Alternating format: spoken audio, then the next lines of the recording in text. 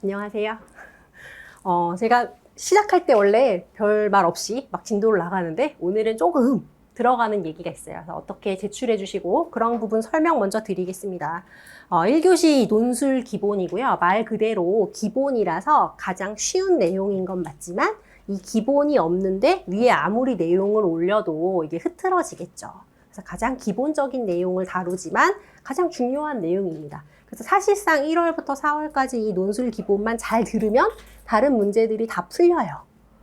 근데도 그렇게 계속 연습하는 이유는 알고 있는 거랑 쓰는 게 다르기 때문에 그 쓰는 연습을 좀 하는 게 있고요. 적용하는 연습을 하는 게 있어요. 그래서 그런 것들이 거쳐지고 여러 해를 공부했는데도 교육학이 15점 이상 안 나와서 고민인 분들이 많아요. 그래서 그런 분들은 내가 알고 있다고 생각하지만 분명히 이 16번의 수업이거든요. 이 논술 기본. 여기 안에 구멍이 있기 때문에 그게 메워지지 않는 거예요. 근데 대충 알거든요. 그래서 와서 다시 공부하면 지겹거든요. 그래서 안다고 생각하고 그 다음 단계로 가거든요. 근데 이제 그 기본이 없기 때문에 계속 점수가 안 나오는 거예요. 이제 그게 해마다 커트라인이 다른데 올해 같은 경우에는 15점 맞은 선생님이 지금 2차 공부를 하고 있어요. 그래서 올해 같은 걸 기준으로, 올해 시험을 기준으로 했을 때는 1점부터 14점까지, 그 사이 14점까지 안에 있는 선생님들은 기본이 부족하다라고 생각할 수가 있어요. 그래서 오늘은 이제 1교시 논술 기본 어떻게 수업하는지 OT를 간단하게 할 거고요. 가장 기본적이고 중요한 교육과정 개발, 그 다음에 복습 안내, 이런 순서대로 이루어질 겁니다. 작년에 합격한 선생님들께 어떤 영역이 제일 어려웠냐고 물어봤더니 이거, 교육과정이래요. 저는 교육과정이 제일 쉬운데 교육과정이 제일 어렵대요. 전 행정이라고 할 줄 알았어요. 아니면 양이 많으니까 심리라고 할 줄 알았는데 교육과정이 하면 할수록 어렵다고. 그래요? 선생님? 할수록 어려워? 할수록 어렵대요. 볼 게 많대요. 알고 보면 양은 별로 없어요. 그래서 오늘도 복습할 때 양 별로 없네 생각하실 거예요. 일주일에 한 번 있는 강의로 고효율적인 강의가 맞고요. 한 가지만 얘기를 드리면 합격하는 사람하고 불합격하는 사람 물론 실력으로 다 안 돼요. 건강도 있고 제가 오늘 좀 상태가 안 좋은데 이 목 건강, 건강이랑도 관련되고요. 운이랑도 물론 시험이랑 관련되고 자기 가족이랑 관련되기도 하는데 그건 요인을 다 빼고 개인적인 요인만 살펴보면 잠이 제일 중요하다. 상반기 때 막 3월 달에 막 조금 주무십니다. 그리고 중간에 이제 많이 자요. 실습 갔다 하고 피곤하고 90, 11월에 거의 안 자요. 이게 대부분의 수험생들이 자는 패턴이거든요. 근데 요거를 균일하게 유지하는 게 제일 중요합니다. 몇 시간까지 자고 말짱한 정신으로 공부할 수 있을까요? 8시간. 8시간 하면 정신이 맑죠. 근데 그렇게까지 하면은 안 될 것 같죠. 하루에 3분의 1을 자면 안 될 것 같죠. 제가 생각할 때는 그래도 5시간에서 6시간 사이는 주무셔야 될 것 같아요. 중간에 저녁 먹고 살짝 늦잠. 낮잠 말고, 낮잠 안 되죠. 시험 시간에 낮잠 절대 안 돼요. 늦잠. 자더라도 한 6시간 정도는 1년 내내 5시간에서 6시간 정도 꾸준하게 자야지만 이 공부를 완수할 수 있고, 이 공부가 길기 때문에. 두 번째는 운동인데, 저도 막 엄청 바쁘죠. 거의 책상 앞에 맨날 앉아있고, 책상에 앉아서 밥 먹고, 운전하면서 밥 먹고, 이게 제 삶인데, 그래도 하루가 23시간이라고 생각하고 운동을 50분씩은 꼭 해요. 했는데 오늘 이래요, 상태가. 죄송한데. 상태가 안 좋아서. 근데 이제 운동은 꼭 해야 된다. 사치라고 생각할 수도 있지만 11월 달에 합격하기 위해서 꼭 필요한 과정입니다. 어떤 운동 할 건지 이제 미리 정하고 좀 계획을 세우고 이런 것들이 필요해요. 그래서 50분 정도 운동해야 된다. 그리고 한 가지가 더 들어가야 규칙이 들어가는데 또 뭐가 규칙적이어야 될까요? 밥이에요, 밥. 수험생이니까 아무래도 막 컵밥 먹거나 뭐 라면을 먹거나 막 이런 거 많이 드시거든요. 거의 버티지 못하고 생각보다 먹는 게 너무 중요하더라고요. 그래서 맛이 없더라도 그냥 끼니를 약간 수녀나 신부가 됐다고 생각하고 같은 시간에 먹는 거 있죠. 같은 시간에 자고 같은 시간에 먹고 같은 시간에 자고 그런 게 패턴이 있어야 돼요. 공부도 마찬가지. 월요일 날이 교육학이에요. 직강 선생님들은. 그럼 인강은 화요일이 교육학이죠. 그럼 화요일은 교육학이야. 그럼 수요일부터는 전공이야. 이 패턴이 1년 내내 똑같아야 돼요. 그럼 사람이 멘탈이 안 무너져요. 날씨가 변하고 친구가 변하고 뭐 해도 내가 똑같으니까요. 근데 어떤 날에는 전공이 부족하니까 많이 하고 어떤 때는 교육학을 많이 하고 이런 과정에서 멘탈도 무너집니다. 그래서 그거 한 가지만 말씀드렸고 이제 카카오톡 아이디 카톡으로 친구 추가가 안 되는 경우를 제외하고는 제가 거의 다 카톡을 지금 드렸어요. 아직 못한 분들도 몇 분 있는 것 같아요. 여기 연락 안 되신 분들은 연락 주시면 제가 인사드릴 거고, 메이저와 마이너로 교재가 구성되어 있는데, 마이너는 갖고 계셔서 저랑 많이 보진 않을 거예요. 말 그대로 마이너인데 없으면 불안할 거예요. 왜냐하면 이게 출제는 거의 된 적이 없지만 그래도 거기까지 본다. 대부분 수험생들이. 메이저를 주로 제가 지금 이거 메이저 교재를 작년에 새로 받아가지고 1년 봤는데 이게 너덜너덜해졌거든요. 근데 이거 한 거는 이제 너덜너덜할 때까지 봐야 되고요. 나중에 오른쪽에 있어 이 내용은, 백워드는 왼쪽에 있어, 표는 위에 있고 아래에 있어, 이것까지 외울 수 있을 정도로 사실 이거 한 권밖에 안 돼요. 끝까지. 그래서 요거는 아주 자세하게 닳도록 보게 될 교재입니다. 작년에 나왔고 올해 이제 개정은 안 됐고 경년으로 개정하고 있고요. 그리고서 이제 문제집 문의를 해주고 계신데 문제집은 5월 달부터 사용을 해요. 거기 안에 이제 기출이 다 정리가 돼 있어요. 올해 것까지. 근데 이 문제집을 수강생 전용으로만 해서 올해는 내올 거예요. 그래서 강의를 담을 때 문제집을 담으면 사실 수 있지만 시중에서 따로 판매나 구입하시지는 못할 거예요. 그 이유가 있겠죠? 문제집이 이렇게 내놓으면은 저기 충청도에 있는 그 기관에서 다 이렇게 가지고 가요. 가지고 가서 나중에 시험 볼 때 쫙 꽂아 놓고서 요즘 너무 그거를 잘해요. 걸려져서 거기 있는 문제들을 다 빼요. 그래서 그걸 안 하기 위해서 수강생 전용으로 문제집을 만들 거고 작년보다 좀 더 많은 문제를 담아서. 그러니까 이 문제집이라 하는 것은 제가 작년, 재작년에 만든 문제들이에요. 근데 그 문제들을 거르지 못할 확률이 더 커요. 평가원에서 먼저 거르는 문제는 올해 출제된 문제, 90, 11월에 출제된 문제, 그 다음에 7, 8월에 출제된 문제, 뭐 최근에는 5, 6월에 출제된 문제까지 가져가서 다 거르거든요. 패턴이 비슷해도 거르고 내용이 비슷해도 걸러요. 그래서 요즘 전공시험이 막 지역적으로 느끼거나 어렵다고 느끼거나 이거를 왜 물어보지? 교사가 되는데 아무 도움이 안 돼. 이런 게 왜 나오냐면 강사들이 엄청 많은 문제를 내잖아요. 그걸 다 빼. 그럼 낼 게 없잖아요. 그럼 구석에 있는 걸 내거든요. 그래서 그것도 제가 고민한 끝에 수강생 전용으로 문제집을 내기로 했습니다. 월요일 2시에서 6시, 진도에 따라 유동적인데 거의 이때 끝나고요. 인강 12시 업로드되고 배속에 유의해서 빨리 배속을 하면 빨리 끝내서 좋은데 내용이 이렇게 흘러가는 경우가 있기 때문에 1.3배 이상은 들으면 힘드실 거예요. 죄송합니다. 미니 모의고사 실시 25분 동안 하고요. 이게 이제 제가 강의 문의 받았는데 월요일 날 동일하게 2시 이러니까 2시에서 3시까지 제가 채점을 한다고 생각하시나 봐요. 실시간으로. 로봇이 아니라서 그렇게 할 수가 없고. 문제가 똑같이 월요일 날 2시에 올라오지만 그때부터 푸셔가지고 화요일 날 20시까지 내시는 거예요. 화요일 날 저녁 8시까지 내시는 거예요. 이해되시죠? 답안지, 직강 선생님들은 드리니까 답안지를 준비하실 필요가 없고 인강 선생님들은 오늘 올라와 있는 양식을 사전에 출력을 하시던지 아니면 시중에 답안지 쓰는 거 너무 좋아요. 커피 한 잔 먹느니 이제 교육학 답안지를 사야죠. 커피 한 잔에 2,000원이에요? 그러면 답안지를 20장 살 수 있잖아요. 이제 답안지로 생각하는 거야. 답안지 너무 소중합니다. 이거 많이 써본 사람이 잘 씁니다. 그래서 답안지로 사용해 주시고 성함 쓰실 때 전화번호, 뒷자리, 그 다음에 전공 이렇게 해주세요. 동명이인이 엄청 많아요. 특히 김민성님은 진짜 많아요. 10명이 넘는 것 같아요, 지금. 그 다음에 여성 이름으로는 김미연님, 이런 성함은 막 10개, 15개 나오기 때문에 전공까지 넣어도 지금 고르지를 못해요. 과거 수강생까지 하면. 여기 전공 넣어주시고 알람 맞춰서 하는 거, 알람 맞추는 거 중요하고요. 핸드폰 스캔 앱을 활용해서 글씨가 또박또박 잘 보여야 돼요. 글씨가 잘 보여야지 잘 읽히니까 잘 보이는지 찍으시고 직강선생님 동일합니다.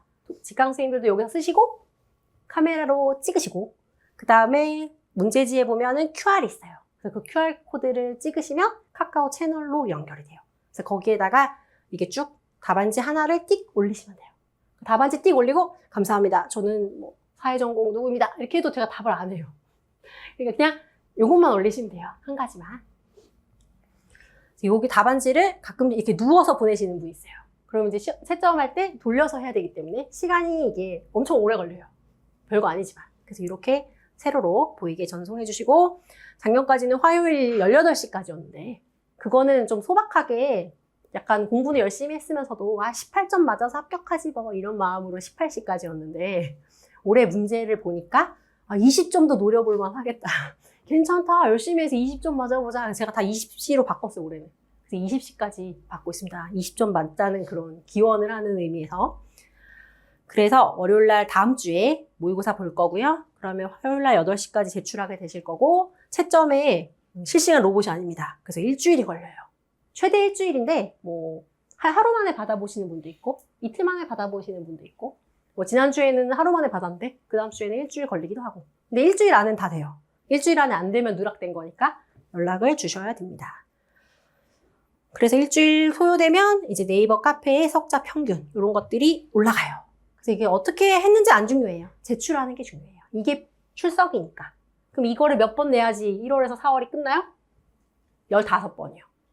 15번을 제출해 주시면 1월에서 4월이 끝나요. 그 다음에 초보 선생님들은 오, 깜짝이야. 그래서 이 적자 생존과 독자 생존을 하시게 되는데 장기적으로 공부하시는 분들 중에서도 사실은 여기에 문제가 있는 선생님들이 있어요. 그래서 점검을 한 번씩은 받아봤으면 좋겠어요. 그래서 서론을 자동화하는 게 3번 있어요. 그래서 기출을 가지고 서론을 다 뜯어서 공부하고 자동 틀이 있어요.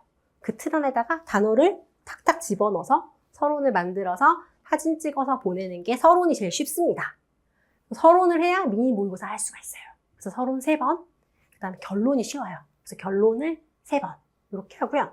그러면 서론 결론을 하면 연결 문장 이게 있어요. 연결 문장은 전체 글의 주제랑 이 문단이랑 연결하는 이것도 나중에 하다 보면 이게 고민이 돼서 시간이 많이 들기도 하거든요. 그래서 요거를 2번, 그 다음에 본론을 2번 이렇게 10번을 하게 돼요. 근데 내가 올해 시험에서 지금 수강생들 중에서도 이 19점인데 다시 듣는 분도 있어요. 18점인데 다시 듣는 분도 있어요. 전공 때문에. 그래서 그런 분들은 안 하셔도 되겠죠. 근데 올해 서론을 조금 간단하게 바꾼 부분이 있어서 간단하게 바꾼 부분을 따라가셔도 좋고, 초수다. 그럼 초수는 아무리 잘해도 이거 다 해야 돼요. 그래서 그렇게 해주시고, 요거는 조금 시간을 더 들여서 수요일날 20시까지 제출해 주시면 이것도 피드백을 합니다. 요거는 선생님이랑 저랑 10번 하게 돼요. 오늘은 이제 교육과정부터 들어가게 되고 가장 중요한 영역이고요. 그 다음에는 행정이에요. 그래서 교육과정, 교육행정까지 배우는데 저기 2월 24일에 제가 지금 표시했잖아요. 그래서 2월 24일까지 열심히 공부하시면 교육과정 할 수 있고요. 행정, 사회, 사철학, 생활지도 및 상담, 그 다음에 교육과정 총론까지 할 거예요. 그래서 2월 24일 날에 20점짜리 모의고사를 봅니다. 초수한테는 어려울 거예요. 아직 배운 영역이 많지 않으니까. 이 4개 영역이 다 다른 영역에서 날 수도 있고 교육과정이나 행정 위주로 날 수도 있는데 이 20점짜리 모의고사를 한번 봐보셔야 이런 식으로 교육학을 써야 된다는 거를 전체적인 그림을 그릴 수 있기 때문에 요거를 합니다. 그래서 요거 있다는 거 말씀드리고요. 그 다음에 방법평가 심리하게 되면 다 배웠죠? 그래서 또 한 번 더 20점짜리를 하게 돼요. 20점을 한다는 거는 2장짜리 모의고사 시험을 본다는 거를 의미합니다. 이렇게 돼요. 그래서 전국 우주 최강 빠른 논술 그 개강 12월 30일 이제 수업을 시작해 보고요. 질문. 질문은 이제 네이버 카페에 보시면 영역별로 Q&A가 쫙 돼 있어요. 그래서 웬만한 질문은 다 이미 했어요. 다른 사람들이. 창의적인 질문이 나오기가 지금 어려워요. 영역이 딱 정해져 있고 중요한 내용은 다 추려져 있어요. 그렇지만 저한테 물어보는 게 나쁜 건 아니고 많이 물어볼수록 좋은 거예요. 물어보고 답을 받은 거는 잊어버리지 않아요. 얘는 기억이 나요. 그래서 질문을 열심히 해주시고 또 답변을 거의 1, 2일 안에 거의 하루 안에 늦으면 이틀 안에 답변을 달아드리니까 보시고요. 달력 파일도 있고요. 이 일정이 들어있는 그 다음에 행복한 교육. 이게 별거 아닌 것 같지만 나중에 면접 때는 이걸 또 가지고 강의를 하게 돼요. 그래서 행복한 교육이 봄, 여름, 가을, 겨울 이렇게 4번 나오고 있습니다. 그 다음에 서울의 서울교육, 서울시 교육청에서 만든 매거진, 그것도 좋은 자료가 많이 있어요. 그 문제의 소재가 되기 때문에 그것도 중요한 거 있으면 올려드리고요. 평가원에서 하는 교육광장이라는 매거진이 있어요.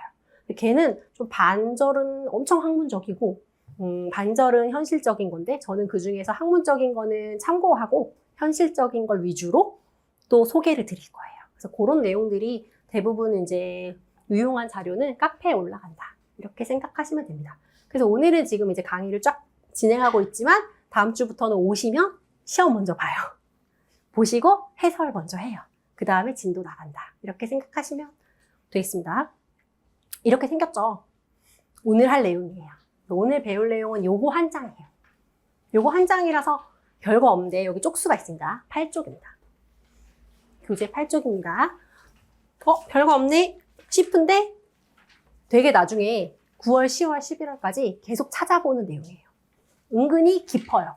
내용이 깊고 응용할 수 있는 게 되게 많아요. 여기 안에서. 그리고 작년이 아니네요, 아직은. 올해 기출 타일러. 여기서 출제됐죠. 그래서 올해 출제된 것도 여기 있어요. 그래서 공부할 내용이 좀 거리가 많은 그런 내용입니다. 들어가 보겠습니다. 10쪽. 교육과정의 기초. 이게 시험으로 나오기는 어려운 내용이지만 시험의 배경이나 제시문으로 나올 수 있는 내용들이에요. 그래서 교육과정이 뭐냐. 제가 앞에 소개드린 거 1, 4월에는 기본 이론해요. 6, 7월, 5, 6월에는 기출을 해요. 이런 거 있죠. 이런 것도 일종의 교육과정이죠. 그래서 교육과정을 다른 말로 바꿔본다면 뭘로 바꿀 수 있을까요? 뭘로 바꿀 수 있을까요? 대답해 주시면 넘어갈게요. 뭘로? 방법. 또. 방법. 가르치는 방법이다. 가르치는 뭐다? 사실 방법도 맞아요. 방법도 담겨져 있어요. 교육과정이. 근데 이 교육과정은 한마디로 만약에 저한테 바꿔보라고 하면 계획이 아닐까. 이거를 어떻게 가르칠 거예요? 하는 계획이 되는 거죠. 근데 이제 교육과정이 뭐냐, 남들이 어떻게 불렀냐, 그런 내용입니다. 원래는 바람직한 목적 또는 목표를 성취하기 위한 전략을 포함하는 활동 계획 또는 문서다. 근데 이 문서 안에 다 들어있습니다. 선생님 말씀하신 방법도 들어있고요. 평가도 들어있고요. 또 뭐가 들어있을까요? 철학도 들어있을 수 있고요. 그래서 학교에서 하는 또는 국가에서 하는 교육과정에 대한 모든 것을 담은 문서라고 볼 수가 있겠죠. 그래서 이것을 커리큘럼이라고 하는데 영어로는 라틴어는 쿠레레에서 유래했다. 이거 다 들어보셨죠? 옛날에 교양 시간에. 그래서 쿠레레가 말 달리는 경기장인데 1학년 때 뭐 하고 2학년 때 뭐 하고 3학년 때 뭐 하고 이게 다 계획이잖아요. 그래서 달리는 이 길 자체, 이 코스 자체를 중시했다면 최근에는 달리긴 달렸는데 뭘 배웠는지 모르는 애들이 있어요. 고3인데 고등학교 때 내가 뭐 했지? 우리 수학여행 가지 않았나? 그런 거 생각나고 공부한 거 생각 안 나는 경우도 있잖아요. 그래서 학생들이 그 느낀 경험이 더 중요하다. 그래서 최근에는 말이 달리는 코스에서 학생이 달리는 경험 또는 학생 위주로 생각을 하게 되었다. 그런 전환점을 얘기하고 있습니다. 여기는 중요하진 않지만 뭐뭐라고 하는 견해가 있냐면 과목이다. 그럼 교육과정, 제가 가르치고 있는 이 교육학을 과목이라고 얘기한다면 커리큘럼을 뭐뭐 들어갈까요? 제가 지금 하고 있는 교육과정, 그 다음에 배우게 될 교육행정, 그 다음에 배우게 될 사철학. 자, 이런 것들이 과목이네요. 그러니까 선생님이 얘기하는 커리큘럼은 결국에는 뭘 가르치고 뭘 배울지 하는 과목이네요. 이렇게 보는 입장이 있는 거예요. 근데 계획 아니에요? 계획이잖아요. 언제 뭐 배울 거고 3월엔 뭐 배울 거고 계획이잖아요. 이렇게 보는 사람도 있는 거고요. 그 다음에는 계획을 하고 과목을 가르치면 뭐해? 학생이 무엇을 해야지? 경험을 해야지. 그래서 학생이 배운 그 경험을 커리큘럼이라고 보기도 한다는 거죠. 4번은 사실은 이제 교육사회학적 입장인 건데요. 이 모든 것이 사실은 학교가 학생한테 가르치고자 하는 걸 가르치는 거냐, 아니면 사회가 원하는 것을 학교가 학생들에게 주입시키고 있는 거냐. 그런 입장이에요. 교육사회학 입장에서. 그래서 요거는 학교가 사회를 변화시킬 수 있는 게 아니라 그 사회가 모든 것을 학교한테 주입하고 학교는 학생한테 주입하는 그런 관점에서 봤을 때는 학교는 그냥 그런 거를 전달하는 수많은 제도 중에 하나다. 이런 관점이에요. 여기는 중요도가 없는 내용이라서 휙휙 지나가고 있습니다. 여긴 중요해요. 별표가 나타나면 이제 중요하기 시작해요. 작년에는 별표가 여기 있었어요. 근데 올해 없어지고요. 얘가 생겼어요. 왜요? 얘가 시험에 나왔거든요. 시험에 나왔어요. 물론 얘를 쓰라고는 안 나왔어요. 하지만 시험의 배경으로 등장을 했어요. 제가 시험이라고 바꿨죠. 교육과정을 결정하는 3가지 요소가 있다. 원래 중요한 내용인데 올해 나왔기 때문에 내년에 또 나오기는 사실상 어렵겠죠. 첫 번째는 기억이니까 뭐가 있을까요? 감기 같아요. 제가 보니까 지금 기억. 제 눈에는 감기로 보여요. 지금 기억이니까. 뭐라고 하면 좋을까요?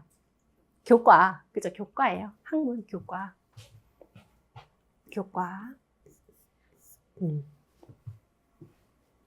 이게 제일 중요해요. 지금 12월 30일에 만약에 이걸 가르치고 배우고 있다면 진짜 앞서가고 있는 거예요. 남들은 시작도 안 했으니까 아직. 엄청 많은 시간이 남아있고.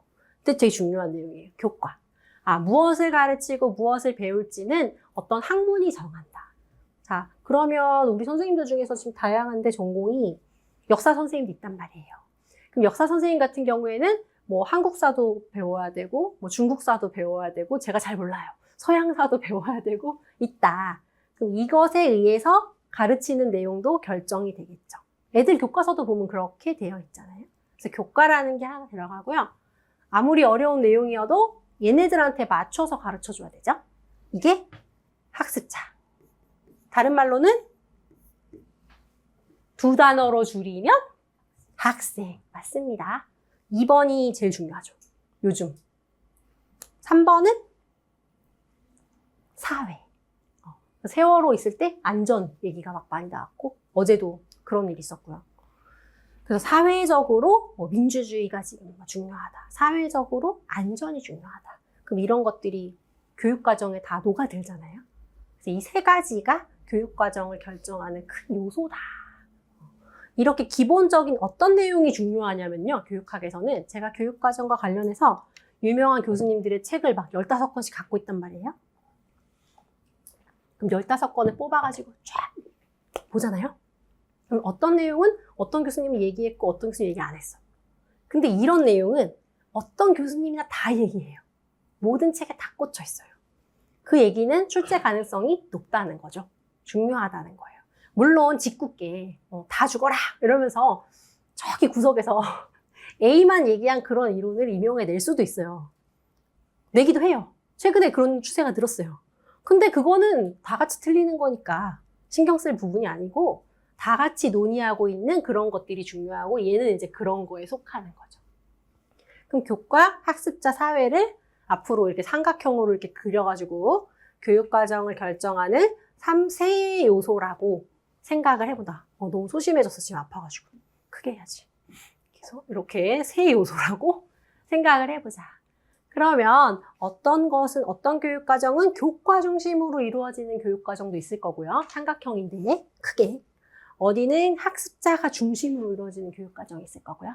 어떤 교육과정은 개인이, 사회가 중심으로 이루어지는 교육과정이 있을 거라는 거죠. 그래서 그거를 이제부터 알아보자. 이 밑에는 시험에 안 나왔기 때문에 중요하겠죠.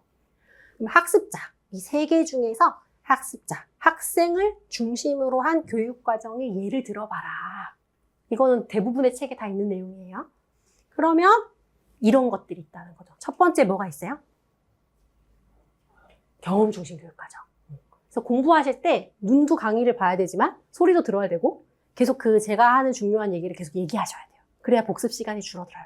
그냥 보기만 하면 복습할 때 4시간 들으면 4시간 걸려요. 근데 얘기 보고 쓰고 읽고 대답했어. 그럼 2시간이면 복습할 수가 있어요. 경험 중심 교육과정 주의 있죠?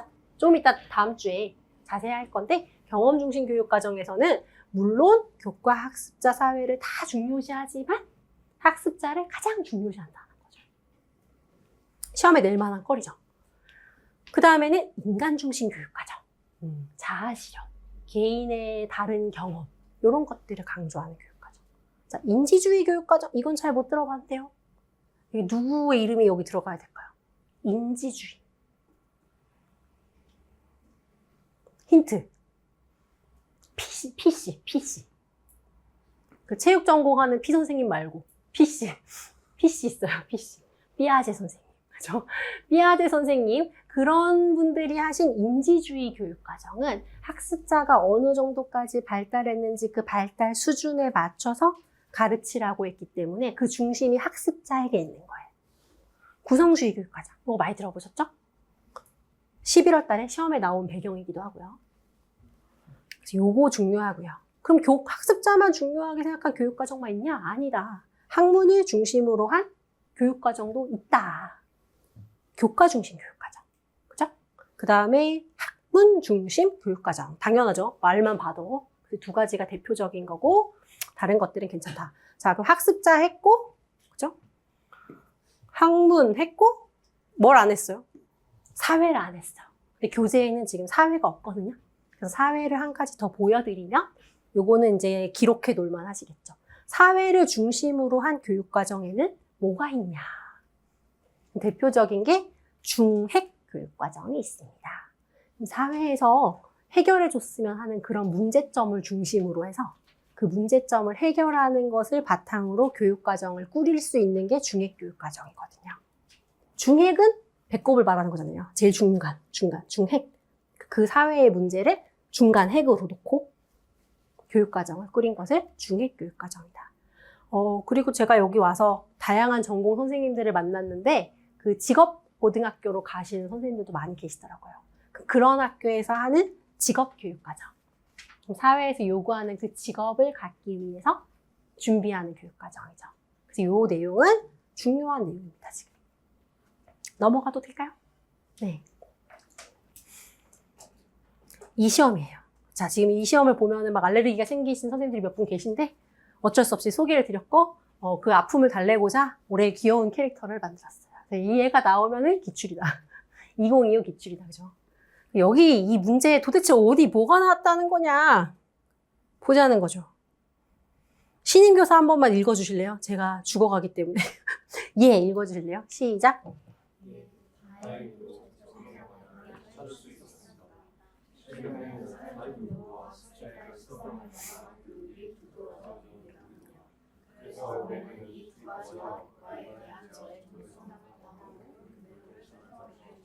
찾으셨어요? 네, 있죠. 사회, 학습자, 그 다음에 교과. 이게 이제 공부를 하면 이게 보여요. 안 하면 어머 좋다는 얘기 아니야? 이렇게 되는 거죠. 두 번째 줄도 한번 읽어보실래요? 잘하셨네요. 시작.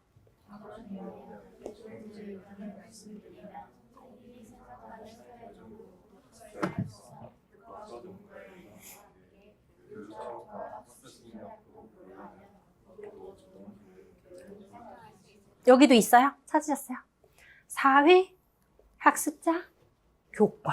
그러니까 점수로 바로 직결되진 않았지만 시험에 나왔다는 거죠. 그래서 요거까지 정확하게 채점 안 되고 올해 좀 이렇게 풀어놓고 물체된 부분이 있지만 타일러의 교육 철학이랑 학습 심리학의 사례랑 이유를 물어봤는데 그 사례를 들 때 정말 제대로 하려면 사회, 학습자, 교과 중에 내가 어떤 사례를 들은 건지 밝혀주고 써줘야지 맞는 거죠. 근데 그걸 어렵게 접근했기 때문에 사례를 쓰기만 하면 맞게 했지만 이거는 학습자의 이러이러한 사례이고 이거는 교과의 이러이러한 사례이다. 이거를 풀어서 쓸 수 있어야 돼요. 이런 연습은 이제 기출할 때 하실 거예요. 그래서 이렇게만 소개해드리고 넘어갑니다. 또 중요한 내용이 나왔어요. 교육과정이 왜 중요하면 계속 중요해. 양이 되게 작아요. 줄여보면 교육행정의 절반밖에 안 될 것 같아요. 교육과정이. 근데 시험은 훨씬 더 잘 나오잖아요. 그래서 교육과정 분권하다. 자, 권은 권리죠. 권리할 때 권력, 권리할 때 권자야. 그럼 이 권리, 권력을 분이니까 어떻게 했어요? 나눴어요. 권력을 나눠 가졌어요. 교육과정에 대한 권력을 나눠 가진 일이 생겼다. 그럼 옛날에는 누가 다 가지고 있었을까요? 국가가. 자, 모든 것을 국가가 다 가지고 있잖아요, 옛날에는. 근데 옛날에는 국가가 교육과정을 만들고 이렇게 가르쳐라. 그러면 네, 알겠습니다. 하고 그대로 다 해야 된다. 이 권력을 나눠가지고 줬기 때문에 이 다양한 주체들이 교육과정을 만들 수도 있고 바꿀 수도 있고 실행할 수도 있게 됐다는 거죠. 그래서 국가 말고 누가 생겼나요? 지역. 좀 작아졌죠. 그럼 지역 밑에 뭐가 있죠? 학교. 여기 국가, 지역, 학교라는 세 개의 컨셉은 너무너무 중요한 내용인 거죠. 근데 사실은 여기까지는 확실하지만 그 밑에 또 있어요. 학교 밑에 또 누가 있을까요? 교사. 교사 밑에는 학생. 밑에라고 하면 안 될 것 같아. 위에 있다고 해야 될 것 같아. 그죠? 국가 위에 지역이 있고, 지역 위에 학교가 있고.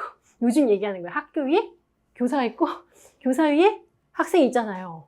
나쁘기도 하고 좋기도 한 것 같아요. 어떻게 보면요. 여기서도 실제로도 지금 교사교육과정이라든지 학생교육과정까지 논의가 되고 있어요.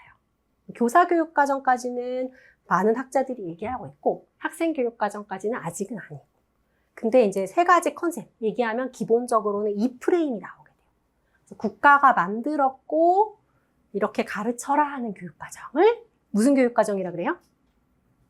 국가 교육과정. 자, 근데 교육하기 어려운 이유가 말이 여러 개라서 어려워요. 이름이 여러 개라서. 우리는 제가 정현이면 성은 정이고 이름은 현. 쉽잖아요. 근데 필리핀 사람이랑 제가 아침마다 화상 영어를 하는데 이 사람은 성이 있고 중간 이름이 있고 또 끝 이름이 있어요. 그래서 이름을 쓰면 막 이렇게 길어. 그것처럼 이 교육학이요. 어떤 때는 중간 이름만 얘기하고 어떤 이름은 앞에 성을 얘기하고 어떤 때는 이름이 여러 가지인 거예요.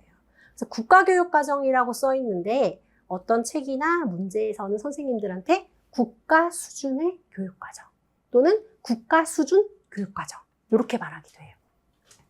그럼 다른 건 줄 아세요? 같은 거예요. 아이 그걸 누가 몰라. 근데 공부할 게 너무 많아서 그래요. 국가 수준 교육과정. 그러면 지역은 지역 수준 교육과정. 학교는 학교 수준 교육과정. 교사는 교사 수준 교육과정. 같은 말입니다. 국가교육과정은 예를 하나 들어보세요. 국가교육과정의 예. 성취기준. 자, 성취기준. 어디에 들어있죠? 2022 개정교육과정 안에 들어있어요. 그러니까 선생님들이 공부하시는 범위가 될 2022 개정교육과정은 국가교육과정이죠. 예, 좋은 예예요. 그럼 지역교육과정은 본 적이 없는데요? 본 적 있으세요? 지역교육과정. 보거나 만져본 적 있다. 없어요. 저는 본 적은 있어요. 만져본 적은 없어요. 가끔 학교에 공문이 와요. 우리 지역에서 이런 거를 만들었는데 이 자료가 너무 좋으니까 학교에서 널리 써줬으면 좋겠어. 이러면서 첨부해서 공문을 보내주는 경우가 있어요. 그런 게 지역교육과정이에요. 그래서 지역교육과정은 지역의 지침이라고도 말하고요. 지침. 지역에서 이렇게 해줬으면 좋겠어 하고 말해서 지침이라고도 하고 또는 장학 자료. 이런 거 가르치기가 너무 어려워요. 그러면은 그런 걸 잘하는 선생님들을 모셔다가 워크북이나 평가지 같은 걸 만들어서 현장에 뿌리는 거. 그런 것도 지역교육과정에 들어가는 거죠. 그래서 이게 있어요. 그럼 특수성은 무슨 말이냐면 지역마다 다르다. 지역마다 다른 것을 반영한 교육과정이다. 이렇게 되죠. 학교교육과정은 제일 필요를 반영할 수 있어요. 학생, 학부모, 교사. 요 사람들이 원하는 거 있죠? 할 수 있는 거. 그것을 반영할 수 있다. 학생, 학부모, 교사를 묶어가지고 교육의 3 뭐라고 해요? 스타? 3스타. 교육의 3스타. 교육의 3 주체라고 합니다. 교육의 3주체라고 말합니다. 3주체. 교육을 좌지우지하는 사람.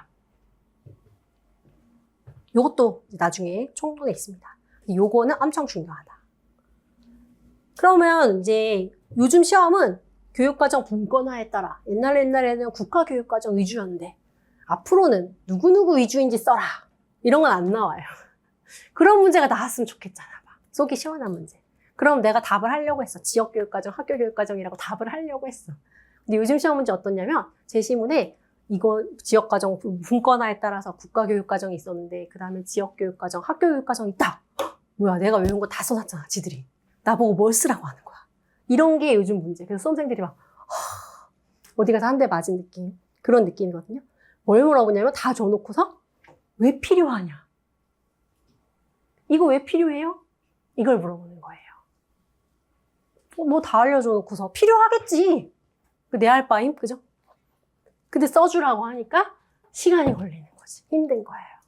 그 국가교육과정이 왜 필요해요? 없으면 안 돼요.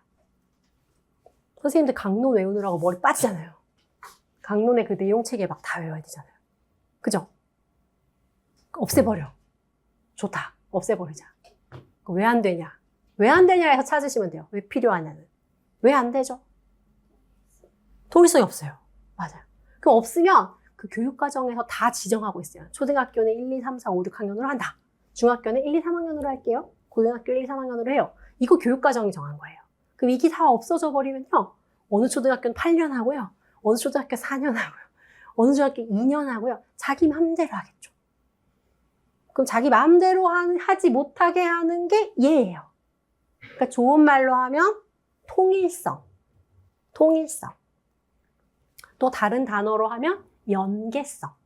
초등학교 때까지는 여기, 중학교 때까지는 여기. 이걸 정해주는 연계성. 이런 거를 지키는데 좋은 거죠. 그리고 이제 여러 학자들을 불러서 만들기 때문에 질 좋은 교육과정을 만들어가지고요. 그것을 체계적으로 보급할 수 있는 장점이 있는 거죠. 나중에 나옵니다. 정리돼서. 자, 그러면 좋아. 국가 수준 교육과정이 좋다고 했으니까 지역을 없애버려. 우리 인고 보기 어려우니까 하나라도 없애야 되지. 지역을 없애버려. 왜 안 돼요? 없애면 좋잖아요, 선생님. 왜 안 돼? 답이 다 있어요.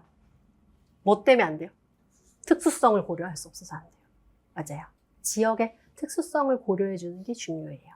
지역 누구를 위해서 그러는 게 아니라 그 지역의 특수성을 고려한 교육과정을 가르쳐주면 학생들이 이해하기가 쉽겠죠. 자기가 살고 있는 지방이니까. 세 번째는 학교 교육과정. 답이 다 나와 있어요. 왜 없애면 안 돼요? 이걸 하기 위해서. 결국엔 얘가 다 필요성이에요. 요거를 필요성이라고 표현할 수도 있지만 장점이라고 표현할 수도 있는 거죠. 교육적 의의라고 표현할 수도 있고요. 그래서 이런 거에서도 문제가 여러 개 이렇게 막 파생될 수가 있어요. 중요한 내용이고요. 그래서 제가 요 내용을 가지고 오늘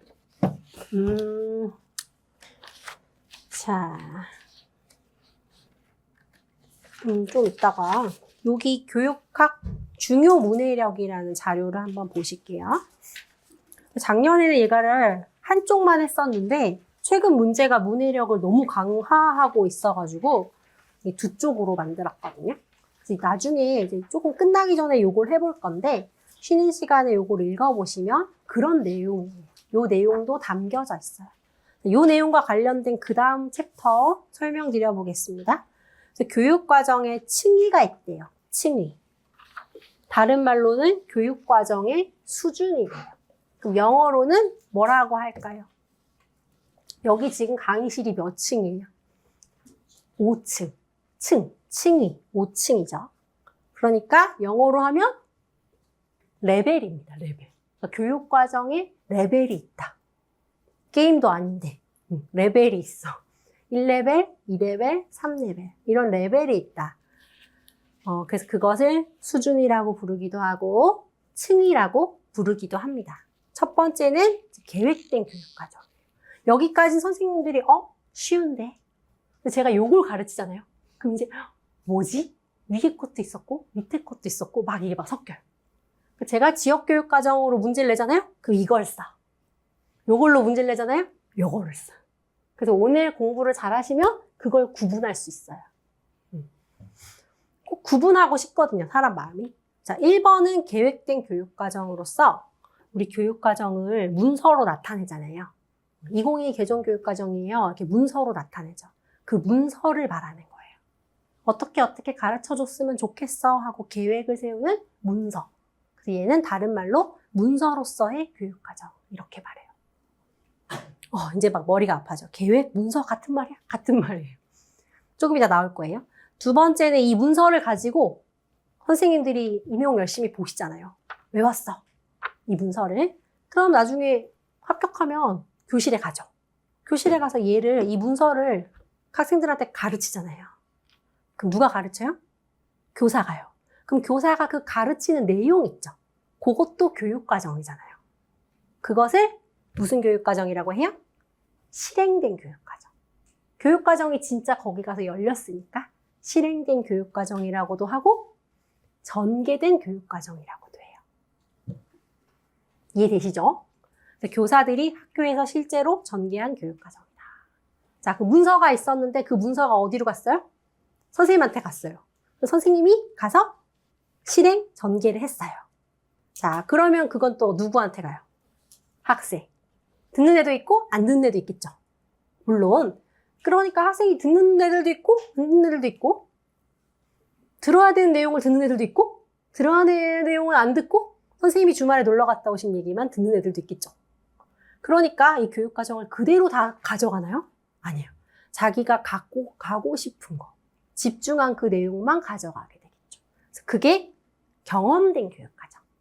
경험은 학생이 하는 거니까. 또는 실현된 교육과정이라고 해요. 그래서 학생들이 결과적으로 획득한 경험이다. 이게 세 개 층이 있어요. 자, 그럼 이제 어떤 질문이 일어나냐면요. 국가교육과정과 계획된 교육과정은 같은 교육과정인가요? 이런 질문이 나와요. 같은 교육과정이에요? 국가교육과정과 계획된 교육과정은 같은 교육과정이에요? 같다. 틀리다. 틀리다. 정답은? 대부분 이제 대학 졸업하고 나서의 공부는 답이 두 개 다 맞아요. 같을 수도 있고, 틀릴 수도 있다. 2022 개정교육과정의 그 문서 자체는 계획된 교육과정이죠.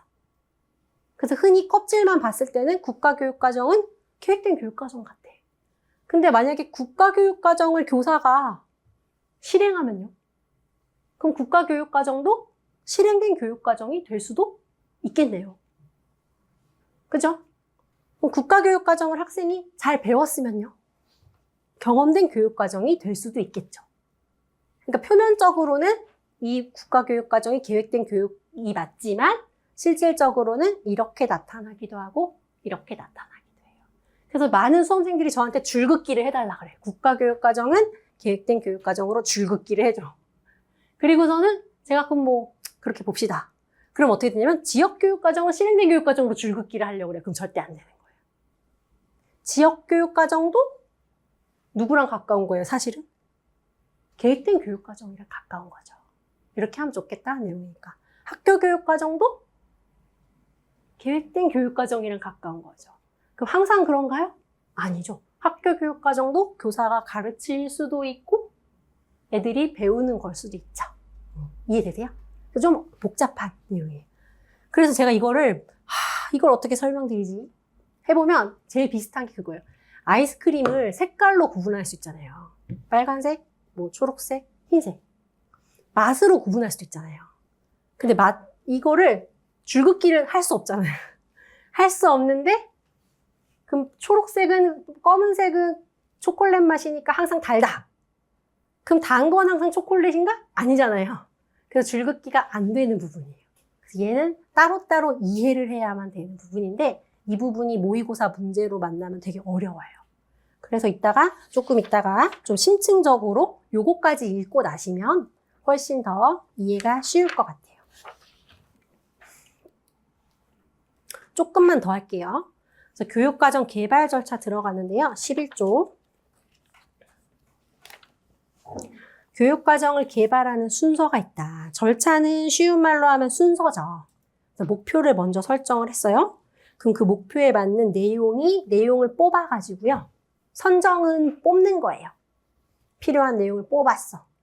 조직은 순서를 정하는 거예요. 그래서 정했어요. 그러면 가르치는 방법이 이렇게 가르치겠죠. 방법을 가지고 그럼 평가를 해요. 이렇게 되어 있어요. 다른 말로 하면 목표, 내용, 얘는 방법, 평가. 이런 순서로 이루어진다. 근데 정해져 있진 않죠. 순서가 바뀔 수도 있잖아요. 그래서 화살표가 왔다 갔다 한다. 이렇게 돼 있어요. 그런데 방법은 교육과정 방법 영역에서 하겠죠. 교육평가는 교육평가 영역에서 어차피 할 거잖아요. 그래서 얘랑 얘는 안 다룬다, 여기서는. 두 개만 다루게 되는 거죠. 교육과정 영역에서는. 교육 목표 설정. 자, 교육 목표는 왜 필요하냐? 왜 필요해요? 우리 이 강의의 목표는 뭐예요? 교육학 20점. 올해부터는 20점이라고 얘기하기로 했어요. 왜냐면 저는 겸손하게 18점 이렇게 얘기하고 싶지만 근데 20점이라고 얘기해도 18점이 될 수도 있어요. 18점에서 20점 사이는 신도 모르는 점수예요. 삐끗하기도 하고 예측할 수 있나 없나의 차이기 때문에 18점과 20점 실력은 똑같아요. 근데 20점이다. 그 목표가 있으면 뭐가 좋죠? 20점이 목표야. 그 20점 방향에 맞게 계획을 세울 수가 있죠. 그래서 교육 목표는 방향을 제시할 수가 있다. 이렇게 공부해야지 방향을 제시할 수 있고요. 그 목표에 맞게 내용을 뽑거나 방법을 고르거나 조직을 할 수가 있다. 그리고 평가. 목표는 곧 평가다. 20점을 맞아야 되겠다. 이게 목표다. 그럼 20점을 맞았으면 성공한 거고 못 맞았으면 안 성공한 거네요. 그러니까 목표가 결국에는 평가 기준이 되는 거지. 그래서 평가 기준을 제시하게 되고요. 이 목표를 가지고 교사나 학부모나 학생을 가지고 얘기할 수가 있는 거죠. 어머니, 우리 아이가 1단원에서는 20개 맞을 것이 우리 목표였습니다. 근데 18개밖에 못 맞았네요. 아니면 18개나 맞았네요. 이렇게 얘기를 할 수 있는 기준이 교육 목표라는 거예요.